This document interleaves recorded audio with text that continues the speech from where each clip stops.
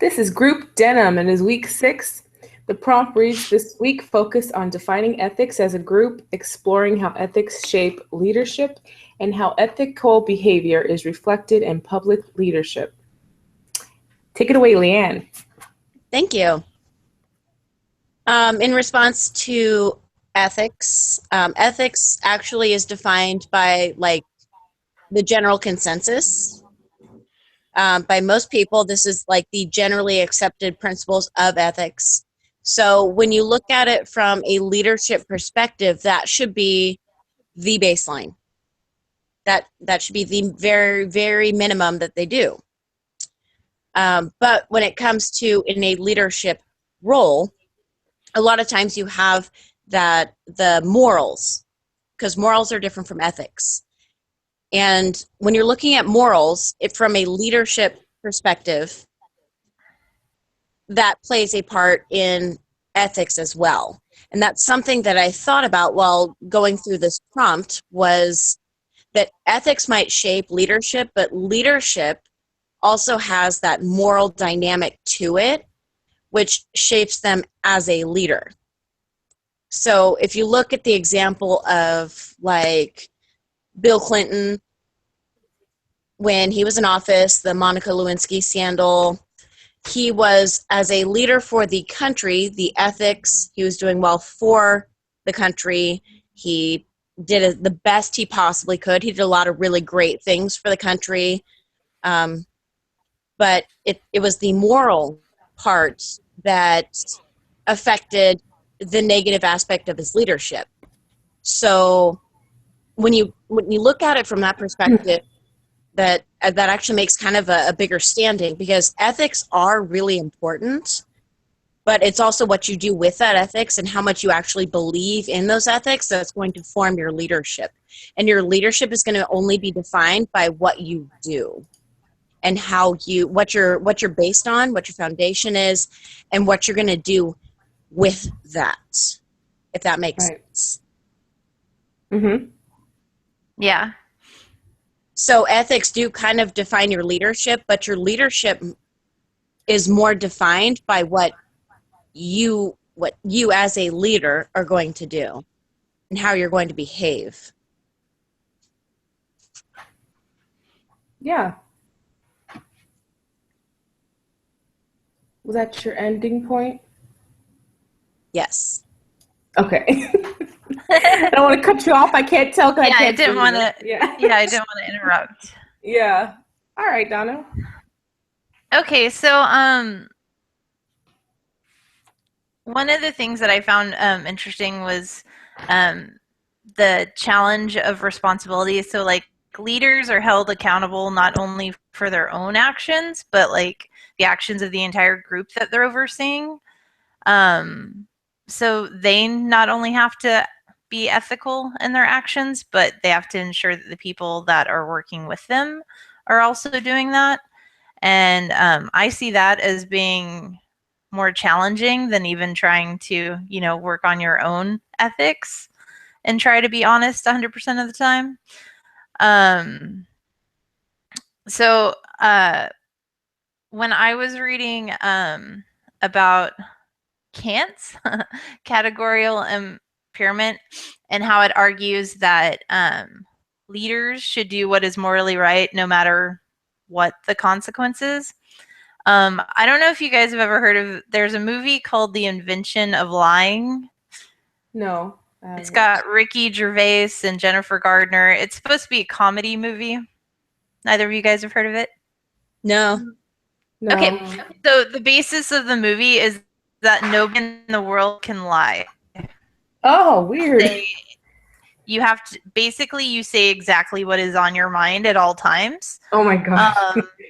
And it's pretty interesting because, if you think about Kant's argument and the fact that you have to basically do whatever is right at all times, it causes a lot of other issues, as you can imagine. So I've got this really fun quote that I'm going to read to you guys from the movie, just to kind of give you an idea of what it would be like. So this is this guy that works for Coke, and he's giving a presentation about Coca-Cola. Mhm. So, I'm Bob. I'm the spokesperson for the Coca-Cola Company. I'm here today to ask you to continue buying Coke. I've been drinking for years, and if you still enjoy it, I'd like to remind you to buy it again sometime. Brown sugar and water. We haven't changed the ingredients at all lately, so there's nothing I can tell you about it. To the can a little. See the colors? They're different here. We even added a polar bear so kids will like us. Coke is very high in sugar, and it's high in calories as well. It can lead to obesity in children and adults who don't sustain a healthy diet. So that's it. It's Coke. We're famous. Everyone knows who we are. I'm Bob, and I work for Coke. I'm asking you to continue to buy it. That's all. Thank you. Can you imagine, like, if our presidents came to the table with, like, speeches like this? Yeah, exactly. So I just, like, for some reason, whenever I read that, I immediately thought of that movie and what it would be like in a world where people just said whatever they thought. So Yeah. even though the idea of being 100% honest all of the time sounds amazing, in some situations it probably wouldn't work out real well. Right. Exactly. I guess the only other thing after, I really like the whole section on servant leaders. Mm-hmm. And so, like, I know it went over, like, the 4 principles should have, which are a concern for people, stewardship, equity, created by distributing rewards fairly, and then high moral character by self-understanding. So that, to me, kind of calls out to the way that I like to lead. I would very much say that I fall into the category of a servant leader. And so I enjoyed that, like, whole section of the chapter. Yeah. That's my favorite theory when I was in ethics class. Is servant leadership. That's kind of my take on it too. That's a lot of times what I do in my own leadership is just it's about them. Right. Exactly. You have to serve first before you lead. Exactly. That's such a good philosophy to me. All right, Donna. Is that all you had to add, Donna? Yep. All right. Well, going along with that, how you said, could you imagine? That kind of brings me to the point that there's a part in the book that goes into how morality is sometimes contextual or subjective, like it doesn't necessarily apply in every situation. It says on page 337, most ethical experts agree that lying is wrong because it, for one, damages the character of the liar by supplanting such virtues as honesty and consistency, and for two, damages organizational performance by destroying trust, lowering employee job satisfaction, driving out ethical workers, undermining the group's reputation, and corrupting the flow of information required for making decisions and coordinating activities.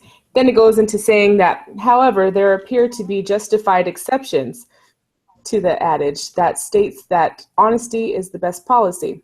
For example, we admire informants who infiltrate terrorist cells or criminal gangs, and reporters who go underground to undercover fraud and corruption win journalism awards. So in certain cases, we award dishonesty, but in other cases, we would say that it was wrong for those reasons that I read.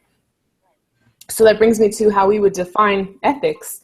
And ethics refers to the standards of moral conduct, to judgments about whether human behavior is right or wrong. And then another definition in the book that I got, because I have the Kindle edition, it's built in like a little dictionary, and the dictionary is the New Oxford American Dictionary. And so the definition I got from ethics in that in the New Oxford American Dictionary was moral principles that govern a person's or a group's behavior. And so Sorry, I was getting a call. Sorry. It's okay. Bless you. All kinds of interruptions, huh? Okay. So that makes me go into, has anyone ever heard of Ayn Rand? She's an ethical egoist, which is ethical egoism is the normative ethical position that moral agents ought to do what is in their own self-interest. So they're very into whatever's good for themselves. And there's another theory called, it was in the book as well. Ethical egoism wasn't in the book, but I remember that from previous classes. And then there was utilitarianism, and that is the doctrine that actions are right if they are useful or for the benefit of a majority. Also the doctrine that an action is right insofar as it promotes happiness, and that the greatest happiness of the greatest number should be the guiding principle of conduct. So pretty much utilitarianism is if it is for the betterment, or if it's going to make the majority of people happy, then it's right. So you can actually justify it. So just like the lying thing, if someone's feelings were going to get hurt and it would be for the betterment of the company, then sometimes, the boss could say, well, it was necessary in this case for me to lie because it's going to better the company and it's going to further our company. But that's where it goes into, you can justify anything with this theory, utilitarianism. You can justify even murder. So if you go into where it talks about how ethics, the part of the prompt that talks about how ethics shape leadership and is reflected in leadership. And there's an excerpt right on page 336 that says, the investigation of ethics is critical when focusing on leadership. A leader communicates a plan of action to his or her followers. The ethical implications of a leader's plans must be considered, since the exercise of unethical leadership can have devastating results. And then it uses the example of, if you consider, for example, the negative impact of leaders such as Adolf Hitler and Joseph Stalin, you begin to appreciate the importance of the relationship between leadership and ethics. And some good attributes of an ethical leader could be on page 338, which says, there are some general expectations of a leader, responsible leader. Acknowledge and try to correct ethical problems, admit that they have duties to follow, promote ethical standards and behaviors, take responsibility for the consequences of their orders and actions, take reasonable steps to prevent crimes and other abuses by followers, hold themselves to the same standards as the followers. And that kind of goes into the servant leadership because they're holding themselves to the same standards and they're kind of not putting themselves above their followers. And I probably don't have time to talk about all four, but they're on page 343, there's the components of ethical behavior. And just quickly, it says, James Rest and his colleagues at the Center for the Study of Ethical Development at the University of Minnesota believe that ethical behavior is the product of four intrapersonal and interpersonal communication processes, or processes, depending on who you are to say it, tomato, tomato. Ethical failure occurs when one of these processes malfunctions. By taking a closer look at each of these components, we can improve our performance and help our followers to do the same. And I'm just going to talk or hit on the main two that I really focused on when I was reading. And one of them is the moral sensitivity. It says moral sensitivity is identifying the existence of ethical problems. We can solve a moral problem. We can't solve a moral problem, unless we first recognize that one exists. This component involves acknowledging that our behavior impacts others, identifying possible courses of action, and determining the consequence of each strategy. Empathy and perspective-taking skills are essential if we are to predict the possible consequences of our actions and to evaluate the effectiveness of various options. We need to imagine how others might feel or react. So that one is kind of being moral sensitivity is kind of like emotional intelligence, or kind of being sympathetic or empathetic. That's So let me stop you there a little bit too. That goes back to yeah. what I was saying about the morals versus ethics, kind of in the example that I gave, that Right. morals took kind of a higher precedence than ethics. But Mm-hmm. excuse me,